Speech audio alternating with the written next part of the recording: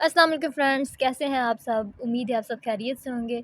तो आज का जो हमारा टॉपिक है वो है लैंग्वेज टीचिंग मेथड्स। इसमें सबसे पहले आ जाता है ग्रामर ट्रांसलेशन मेथड। अब ये ग्रामर ट्रांसलेशन मेथड में क्या किया जाता है, जैसे नाम से ज़ाहिर है कि इसमें ग्रामेटिकल रूल्स को स्टडी किया जाता है, वोकैबुलरी के ऊपर जो है वो फोकस किया जाता है।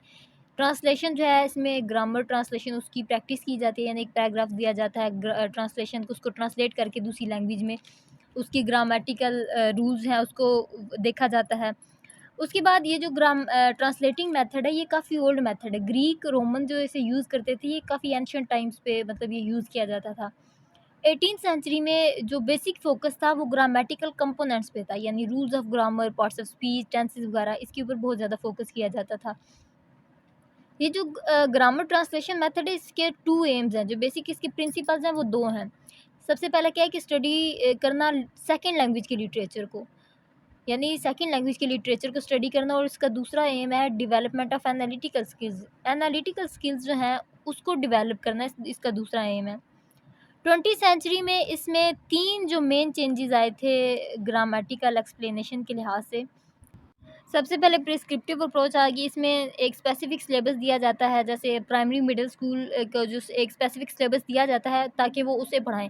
प्रिस्क्रिप्टिव अप्रोच में एक स्पेसिफिक सिलेबस आपको दिया जाता है। उसके बाद जो दूसरी अप्रोच है, सेकेंड अप्रोच, वो है लिंग्विस्टिक अप्रोच। अब ये लिंग्विस्टिक जैसे नाम से ही ज़ाहिर है कि जो लैंग्वेज है उसके ऊपर फोकस किया जाता है कि how to tackle a language. ये एक एज अ सिस्टम यूज़ होता है, ठीक है।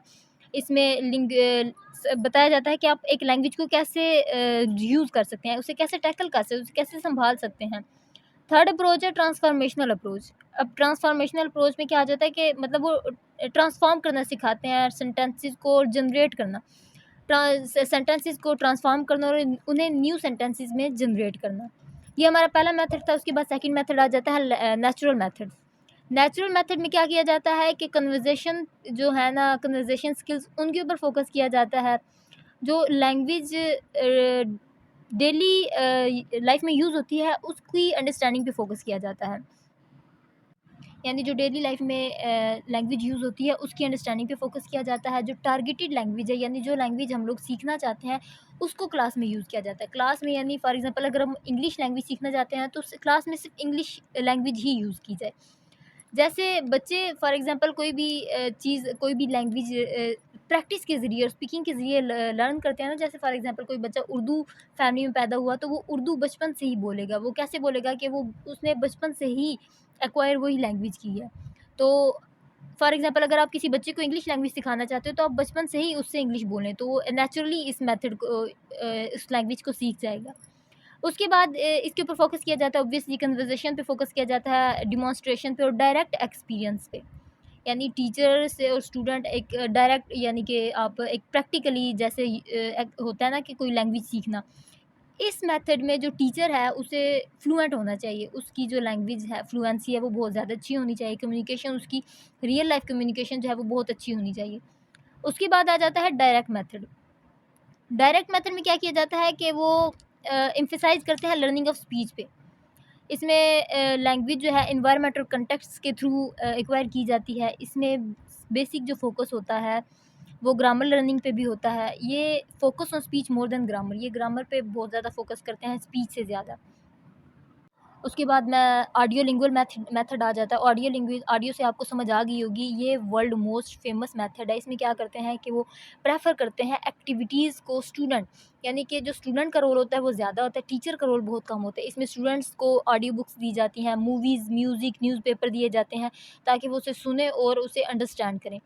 इसके ऊपर इस मेथड में लिसनिंग के पे ज़्यादा फ़ोकस किया जाता है, कम्युनिकेशन पे मतलब थोड़ा होता है, लिसनिंग पे ज़्यादा फ़ोकस होता है। उसके बाद इसे फास्टेस्ट मेथड ऑफ लर्निंग भी कहा जाता है। इसमें मतलब जो टारगेटेड लैंग्वेज है उसे आप ज़्यादा से ज़्यादा सुन के अंडरस्टैंड करके उसे लर्न कर सकते हैं। उसके बाद आ जाता है कॉग्निटिव मेथड। कॉग्निटिव जो कोड है इसमें क्या किया जाता है, ये एक मेंटलिस्ट थ्योरी थी ना नॉर्म चॉम्स्की की, ये वो एक किस्म की थ्योरी है। यानी कि वो एक जो स्टूडेंट है, जो लर्नर है, वो क्या करता है कि वो उसके कनेक्शन पे फ़ोकस करता है, ग्रामर और जो सेंटेंस मेकिंग कनेक्शन है उसके ऊपर फ़ोकस करता है।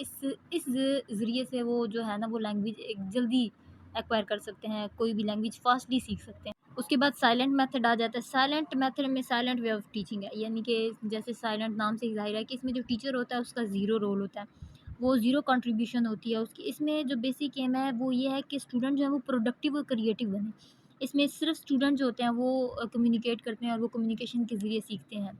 इसमें जो ज़्यादा रोल होता है वो स्टूडेंट्स का ही होता है, वही कम्युनिकेट करके वही मतलब क्रिएटिविटी के ज़रिए और वो खुद लैंग्वेज लर्न करते हैं। उसके बाद आ जाता है कम्युनिटी लैंग्वेज लर्निंग। अब कम्युनिटी लैंग्वेज लर्निंग में जो टीचर है वो एज़ अ ट्रांसलेटर होता है और जो स्टूडेंट है वो एज़ अ क्लाइंट होता है।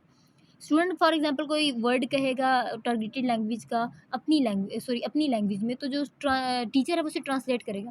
फॉर एग्जांपल एक उर्दू स्पीकिंग स्टूडेंट ने एक उर्दू में कोई वर्ड कहा है तो टीचर उसे ट्रांसलेट करेगा इंग्लिश में। यानी इसमें जो स्टूडेंट्स होते हैं वो लर्न करते हैं थ्रू कम्युनिकेटिंग। उसके बाद आ जाता है सजेस्टोपीडिया। सजेस्टोपीडिया में मेमोराइजिंग पे बहुत ज़्यादा फोकस किया जाता है, इसे हाइपरनीजिया भी कहा जाता है। इसमें बेसिकली जो फोकस है वो याद कराने पे होता है। वो उनका ये क्लेम है कि 24 डेज़ में आप जो टारगेटेड लैंग्वेज है सेकंड लैंग्वेज उसके 1800 वर्ड्स जो हैं वो याद कर सकते हैं। जॉर्ज लोज़ानोव जो हैं वो इसके फाउंडर हैं सजेस्टोपीडिया के। इसमें बेसिकली वो कहते हैं कि जो स्टूडेंट है उसको रिलैक्स करते हैं, ठीक है? स्टूडेंट्स को रिलैक्सिंग पे उनका जो बेसिक में फ़ोकस होता है वो रिलैक्सिंग ऑफ स्टूडेंट्स होता है, ठीक है? उसके बाद वो उनमें कॉन्फिडेंस को बिल्ड करते हैं। इसमें टीचिंग जो मेथड है इसमें प्रेजेंटेशन इन्वॉल्व होती है, डायलॉग्स होते हैं, वोकैबुलरी जो है वो इन्वॉल्व होती है सजेस्टोपीडिया में। ये भी एक किस्म का most effective way of learning है। तो ये थे हमारे methods of language teaching. I hope आपको इसकी समझ आई होगी। अगली वीडियो तक के लिए अल्लाह हाफ़िज़।